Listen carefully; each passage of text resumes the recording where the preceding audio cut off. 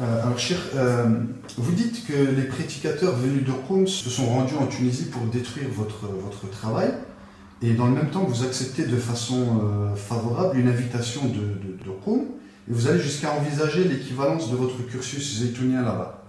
Est-ce que vous pourriez nous éclairer un petit peu sur ces deux points, s'il vous plaît? Oui, d'abord, je vais rectifier un peu parce que je n'ai pas dit, je crois qu'ils sont venus pour détruire mon travail. Mais dès qu'ils sont revenus, ils ont trouvé mon travail et ils ont commencé à le détruire.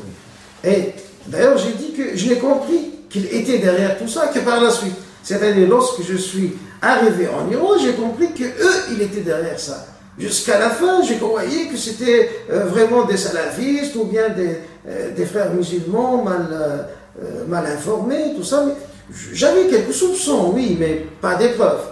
Et je n'ai réellement pu avoir des preuves qu'avec ce voyage-là. D'ailleurs, en tant que président de MRU, j'avais ce devoir d'élucider tout cela. Et je devais rendre un rapport après ma visite de Rome. Donc, en quelque sorte, cette visite-là était aussi pour éclaircir une affaire très sombre qui était derrière tout ce qui a été mijoté contre notre institution. Et j'ai pu le faire, j'ai envoyé mon rapport et bon, par la suite, peut-être on en parlera. Mais de toute façon, voilà, c'est une mise au point qui était indispensable. Alors, ils étaient les ennemis de notre projet parce qu'ils étaient de Rome. Alors, qu'est-ce que ça veut dire Rome? Quand on dit Rome, c'est une ville maintenant de presque 2 millions d'habitants. Hein. Lorsque je l'ai quittée, elle avait 1,5 million. Et lorsque je suis arrivé, elle comptait plus d'1 million. Donc, il y a dans cette ville plus de 200 institutions scientifiques et culturelles. Et ces institutions vont varier.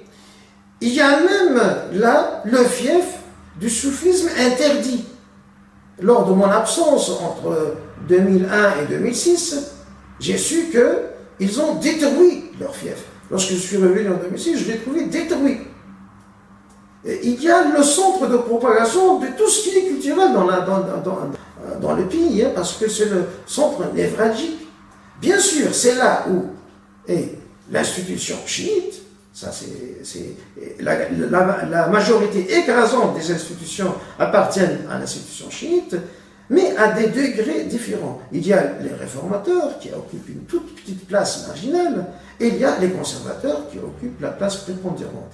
Alors, ces gens-là qui sont revenus au début des années 80, c'était des gens qui étaient formés dans l'institution la plus conservatrice de Rome, à savoir ce qu'on appelle Dar al-Tablir, qui appartenait à un grand ayatollah de l'époque et qui était très conservateur.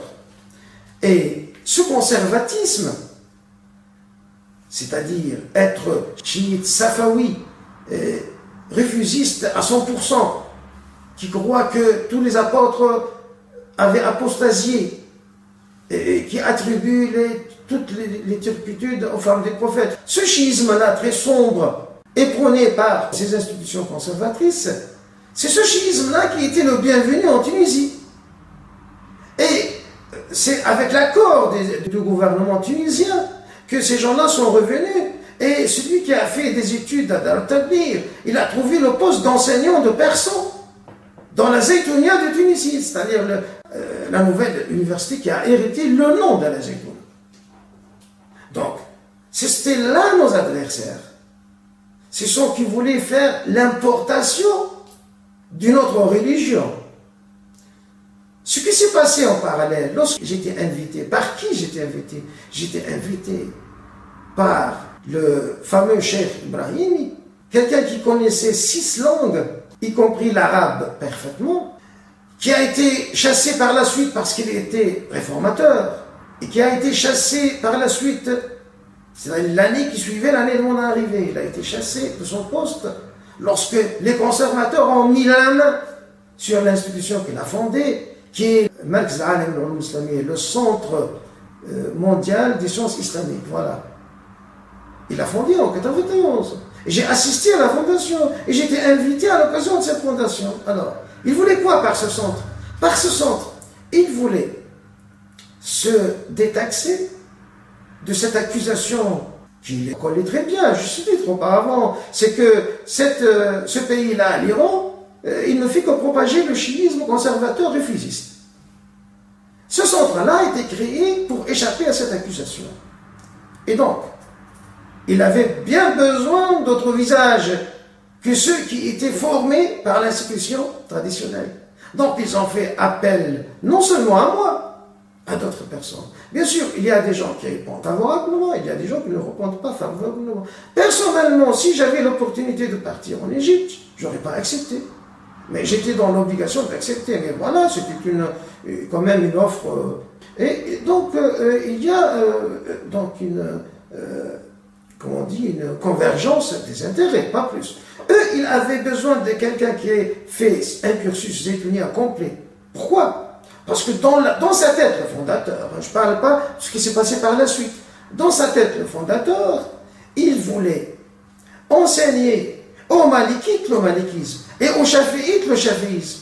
Donc, puisqu'il voulait accueillir les étudiants de toutes parts, il voulait montrer cet autre visage, ce visage, disons, pan-islamique, qui n'est pas du tout safawi, qui n'est pas du tout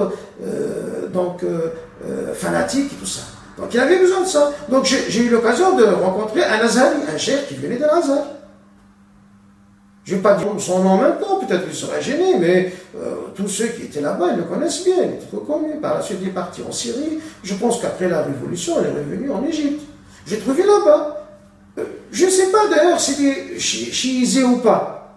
Mais lui, quand je l'ai rencontré, il me disait que non, il est toujours chaféite. Et donc, il n'a même pas été invité à se chiiser. Donc, parce qu'on ne propose jamais. Jamais. Moi, je suis resté là-bas de longues années. Personne, du moins des officiels, n'est venu un jour pour me demander est-ce que je suis prêt à me convertir. Non. Bon, ça sera le bienvenu si je l'aurais fait, mais ils ne l'ont jamais sollicité. Parce qu'effectivement, ils voulaient que je reste comme ça. Et c'est comme ça que cela convient le plus. Parce que ça améliore l'image de marque. Alors, je ne veux pas juger les intentions. Le cheikh qui m'a donc offert l'occasion, je ne peux pas dire qu'il était de mauvaise foi, il voulait m'instrumentaliser, je ne peux pas dire ça. Hein. Lui, avec moi, il était très correct. Et peut-être qu'il était puisqu'il était réformateur, peut-être que lui aussi il pensait comme moi. Parce que j'ai eu l'occasion, entre-temps, de rencontrer des Iraniens qui croyaient comme moi, qu'ils sont la victime de ce qu'on appelle l'époque safawi. Et que pour avoir la paix avec le reste des musulmans, il faut se débarrasser de l'héritage safawi. Il y a beaucoup d'Iraniens qui croient à ça. Et qu'ils ont désespéré carrément de leur institution. Et c'est pour cela qu'ils veulent même la saper de l'intérieur. Mais ils n'arrivent pas à le faire. Jusqu'à maintenant, ils n'arrivent pas à le faire. Et là, s'ils ont un jour une chance pour se retrouver parmi les musulmans, c'est après avoir cassé cet héritage-là et au moins après l'avoir marginalisé. Alors, pour répondre à votre question, j'étais là parce qu'il y avait un projet justement qui se voulait, un projet qui arrête ces vagues d'exportation du chiisme safawi. Et donc, on a fait appel à moi pour contribuer à ce projet. Alors, par la suite, je me suis posé des questions. Est-ce que ce n'était pas là un placard dans lequel on voulait me mettre pour m'éloigner de mon pays? Oui, c'est par la suite que j'ai compris ça. Ça explique pourquoi les conservateurs n'ont pas dit non. Parce qu'ils auraient pu donner leur veto. Les conservateurs, eux, ils ont vu que ouais, c'est plutôt bien. Il est à côté de nous, il ne pourra rien faire. Donc on va envoyer les nôtres travailler comme on le veut en Tunisie. Donc c'est pour cela que les réformateurs m'ont accepté favorablement, parce que mon projet complète le leur, c'est-à-dire sortir de leur isolement et essayer de revenir donc au schéma de l'islam qui concerne tout le monde et essayer d'oublier l'héritage safawi, alors que les fanatiques conservateurs, bien qu'ils étaient très agacés de ma présence, parce que quand même ils vont voir que je vais tout entendre, tout contrôler, tout ça, ça les agaçait. Mais quand même, ils ont dû accepter ma présence là-bas parce qu'on leur a fait comprendre que c'était pour moi là le placard, ou comme on l'exprime là-bas par le réfrigérateur. Je serais là, donc congelé ou en hibernation, vu l'activité que j'avais en Tunisie. Donc je leur laissais en fait le terrain libre. C'est ça ce qu'ils espéraient. Par la suite, il s'est avéré que c'était vrai. Donc, moi, j'ai gagné sur le plan scientifique, et eux, ils ont gagné sur le plan politique. Pour compléter juste la réponse à cette question, donc en fait, quand on entend parler de Qom, on pense à une grande université là-bas où... Oui, parce que de l'extérieur, oui, vous avez raison. De l'extérieur, on ne comprend rien. Je vous ai dit, il y a 200, il y a même, je vous ai dit, qu'une institution de soufis, ce qu'on appelle Qalandaria, ce sont des gens qui étaient carrément contre le chiisme, qui étaient là. Et il y a même les cheikhiques, qu'on appelle les cheikhiques, c'est une tendance dissidente du chiisme. Et il y a donc les réformateurs, il y a tout. C'est vrai que voilà, ce qui est visible de l'extérieur, c'est ce qui a la puissance financière de se faire connaître. Bon, on a créé ce centre-là en 1991. Par la suite, on a transformé ce centre-là et une autre organisation qui regroupait toutes les écoles à l'extérieur du pays. On les a rassemblés tous en 2007. On les a regroupés tous dans une seule institution qui s'appelle la MIU, Mustafa International University. Et donc, c'est Mustafa International University, c'est l'héritier de plusieurs institutions, dont le Centre international des études islamiques, des sciences islamiques. Et donc, c'est l'ignorance de certains qui dit que, voilà, il n'y a que les conservateurs, il n'y a que le prosélytisme chiite, tout ça. Mais moi, quand je suis arrivé, pour l'anecdote, je vous dis, on m'a parlé d'un bouddhiste qui était là-bas, qui a été invité par, bien sûr, c'était pas au su des conservateurs. Hein.